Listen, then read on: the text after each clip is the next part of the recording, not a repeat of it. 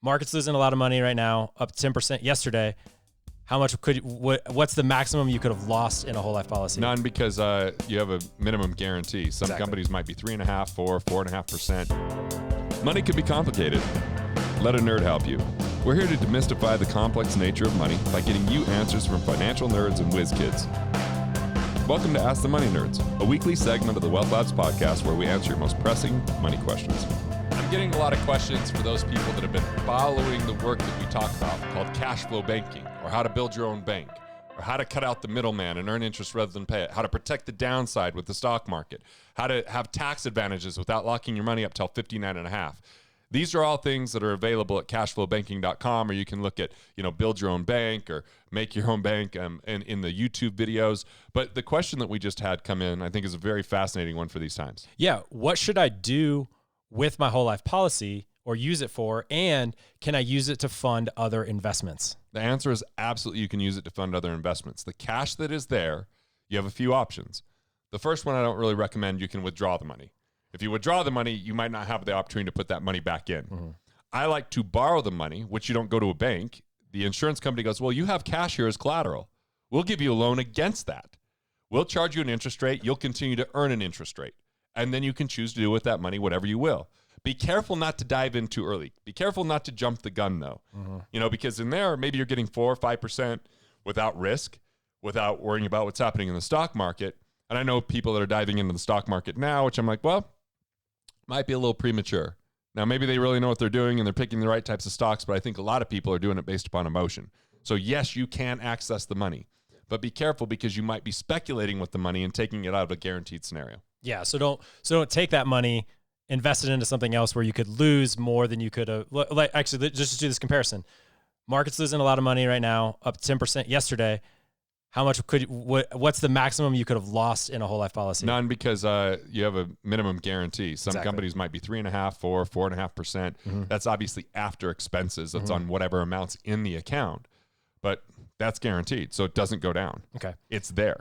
And it's available. So being very specific, if you're going to take that money out, you need to know and be very clear on what your potential to make reinvesting it into something else. Right. And for me, if something's not doing like 9 or 10%, it's not worth it, because if I'm going to pull it out and put it in a taxable environment, maybe like one of my policies has done 5.32% after all expenses. Mm-hmm. But let's add in, I didn't pay tax on that, and I can still get to that or access that without tax.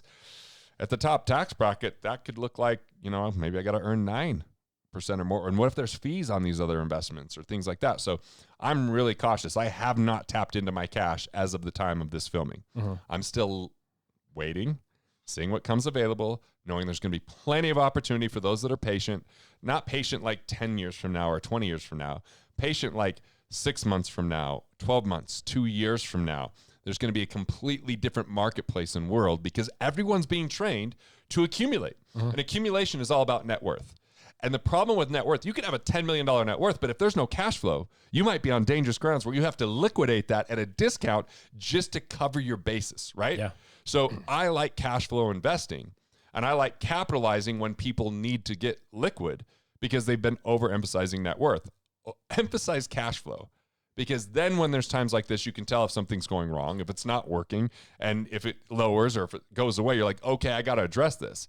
I know people that in other recessions, they didn't even open their 401k statements because they didn't want to get the bad news. Now, I can understand that. But the reality is, if we don't take responsibility, then it really becomes a problematic situation long term. Mm-hmm. And focus on cash flow. Be careful with what you invest in. Make sure it's part of something you know and understand and you have expertise. Don't just jump into something because of speculation or you heard someone else was doing it or you think that now's the right time. Because the reality is we don't know what's going to happen. It's, we just know that people are in concerned state. There's a bit of panic in other states, and people are heavily concerned about their money. So if people are out there that are listening right now, they don't have a whole life, they're, maybe they're interested, what is this cash flow banking thing all about? What's a good place for them to start? Well, a good place for them to start is, even before considering this, having some savings. Just get in the habit of paying yourself first, setting some money aside. My recommendation is 18%, which is really hard for most people. But realize the way that we get to 18% is save on tax, save on interest by restructuring loans and refinancing, right? Or reallocating underperforming assets to pay off higher interest rate loans, or renegotiating to better interest rates, or finding where there's hidden fees or commissions within investments and put that money back in your pocket, or seeing if there's any insurance policies that you don't have the right structure, like too low of deductibles that create higher premiums, or not coordinating policies and getting multi-policy discounts. We're looking for where are there dollars that are just being lost, slipping through the cracks. Let's find that money, put it into savings. And when you've got a little bit of savings, you can just automatically start moving the savings over into these policies, but they have to be designed right. Too many companies take years to ever get cash in there. Yeah. You can't wait years. Most people don't have that kind of liquidity. You want to have cash value showing up in the first year, which means lower commission policies, something called PUA, paid up additions. So you're overfunding beyond the base. The base is where it's mostly commissionable, right? Not saying mostly commissionable to every dollar, but it's like you have commissions that are the highest percentage on that. Overfunding has much lower, if any, commissions depending on the company. And so you start to see more fuel in the cash value. Yeah. And you want to look for mutual companies that are, worth tens and hundreds of billions of dollars, or even $1 trillion. You want to look because they're privately owned and not publicly traded, so they're not splitting up their proceeds between stockholders and policyholders. You want to look for that early cash value, flexibility for that PUA. Only A ratings across the board, because B ratings are concerning to me, knowing that there's pressures to rate companies pretty well. Yeah, and I know, as someone that opened a policy recently, one of the things that I noticed, at least from properly designed policies, is your cash value was almost equivalent to your contributions by year 3 or year 4, correct? Mm-hmm. Yeah, I mean, I had some that were a little earlier, some that were a little later, because my first policy at $50 a month was just a base premium. Yeah. My second policy at $262 per month was still a decent amount of base, not fully overfunded. But then later on, I ended up doing policies that I put as much as I could without changing the tax consequence. There's something called a MEC, a modified endowment contract. If you put too much in the policy, you lose some of the advantages. One is called FIFO, where you can pull your money out that you put in first and not pay tax because it's a return of your premium. But if you put too much, they say, no, we'll give you your money back. We'll give you your money back last. We're going to give you your interest first. So that's all taxable. So it becomes more tax deferred and less tax advantage from a tax-free standpoint. So there's parameters there where there's a thing called the 7-pay test where you could put in maximum funding for 7 years. But if you go above that, you could compromise the tax advantages. So cashflowbanking.com has a lot of cool resources. But I think the question is really, yes, you can use your cash value. Just make sure you're using it for the right things. If you have a 22% credit card, cash value would be a great place to tap in and pay that off. Yeah. But make sure you've got enough staying power, enough liquidity, enough cash on the sidelines to handle, a disruption in your business, or a disruption in employment, or a health challenge, or a family challenge. Too many people are running too lean, too thin on that, and they don't have the ability with one crisis or one issue to weather that storm. Yeah, and you mentioned it a little bit ago too, that your first policy was worth $50, right? So it's not this, you don't need thousands of dollars to start one of these. You can start it pretty much at any level. Right. So in What Would the Rockefellers Do? When I wrote, I'm like, you might take some zeros off the end of this because they're worth so much money, but there's certain principles that we could learn from. And they got to do things called private placement life insurance or premium financing, where the bank finances it and they don't have to come up with the cash.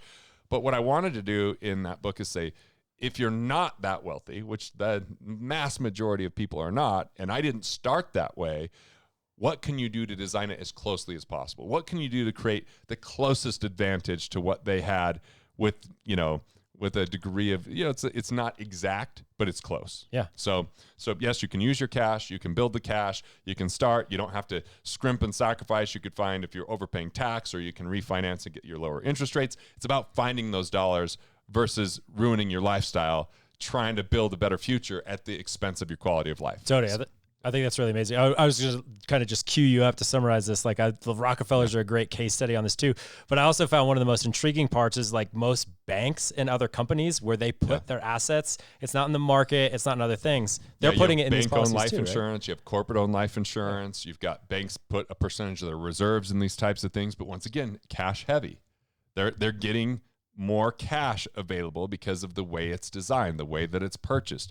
They might not have brokers getting paid commissions sometimes, right? Like insurance brokers. So you really got to design it properly. And if you want, you can go to freewwrd.com. That's What Would the Rockefellers Do, freewwrd.com. Go ahead and grab the book. It's on me.